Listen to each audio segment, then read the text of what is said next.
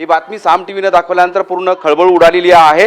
सर्व बोर्ड आणि त्या बोर्डाचे अधिकारी कर्मचारी अलर्ट झालेले आहेत, माहिती घेत आहेत आणि कारवाई संदर्भात पाऊल टाकणार असं सांगितलंय। आपल्या सोबत छत्रपती संभाजीनगर बोर्डाच्या secretary doctor Vaishali Jamdar madam आहेत, त्यांच्याकडून जाणून घेऊयात की मॅडम साम टीव्हीवर तुम्ही बातमी बघताय, स्क्रीनवर दिसतंय, काय नेमकी तुमच्यापर्यंत माहिती आलेली आहे आणि काय कारवाई आपण करणार आहात?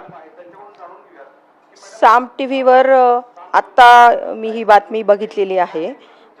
जालना येथील जिल्ह्यातील बदनापूर केंद्रावरील, तर त्या अनुषंगाने आम्ही संबंधित केंद्र संचालक आणि संबंधित शिक्षणाधिकारी, संबंधित गट शिक्षणाधिकारी यांच्याकडे तात्काळ अहवाल मागितलेला आहे आणि जे कोणी यामध्ये दोषी असतील त्यांच्यावरती बोर्डाच्या नियमानुसार कडक कार्यवाही केली जाईल। चौकशी आल्यानंतर यावरती वरिष्ठांकडे हे सर्व अहवाल पाठविण्यात येईल।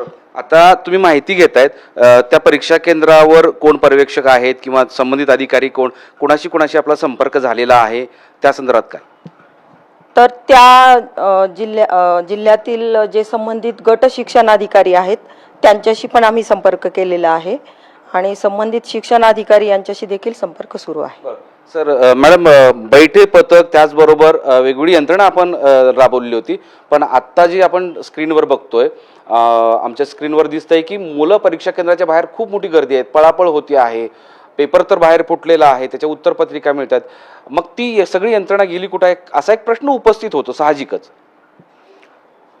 प्रत्येक केंद्रावर कॉपी मुक्त अभियान राबविण्याबाबत आम्ही सर्व सूचना सर्व केंद्र संचालकांना आणि सर्व शिक्षणाधिकारी यांना आणि सर्व माननीय जिल्हाधिकारी महोदय यांच्या मार्फत हे सर्व कार्यवाही आपण केलेली आहे।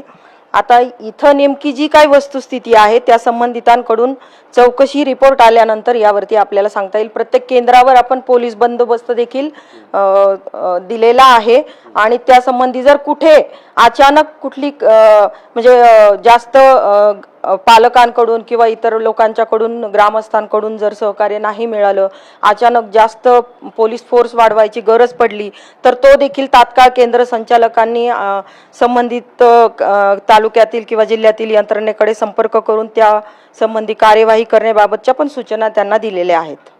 पण आता एक साहजिक प्रश्न राहतो की या परीक्षार्थ्यांचं पुढे काय, कारण हा पेपर केवळ बदनापूरच्या सेंटरवर फुटला, पण त्याच्या व्हॉट्सअपवर वेगवेगळ्या ठिकाणी उत्तरपत्रिका गेल्या असाव्यात आणि त्यानंतर परीक्षा, काही जण म्हणतात की आता अशा परिस्थिती असेल तर परीक्षा रद्द करावी लागेल वगैरे वगैरे, सगळीकडे चर्चा सुरू आहे।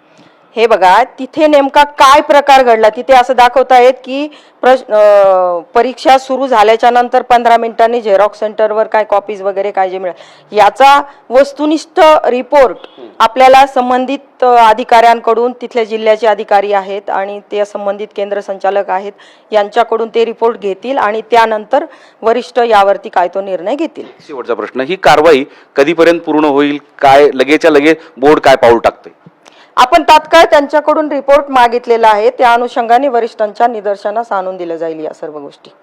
अशा पद्धतीनं छत्रपती संभाजीनगर बोर्ड कारवाई करायला सुरुवात झालेली आहे, अलर्ट झालेले आहेत, कारण गेल्या काही दिवसांपासून कॉपीमुक्त परीक्षा करावं यासाठी बोर्डाचे सगळे अधिकारी कर्मचारी अहोरात्र मेहनत करत होते। मात्र असं नेमकं काय झालं, बदनापूर सेंटर त्याचबरोबर मंठा तालुक्यातल्या काही गावामध्ये, ग्रामीण भागामध्ये काही ठिकाणी अशा गोष्टी घडतायत, त्या सगळ्याची तपासणी केली जाईल आणि त्यानंतर सखोल चौकशी करून कारवाई मात्र केली जाईल असं बोर्डाच्या सचिवांनी सांगितलेलं आहे। मोहम्मद इरफानचा माधव सावरगावे, साम टीव्ही, छत्रपती संभाजीनगर।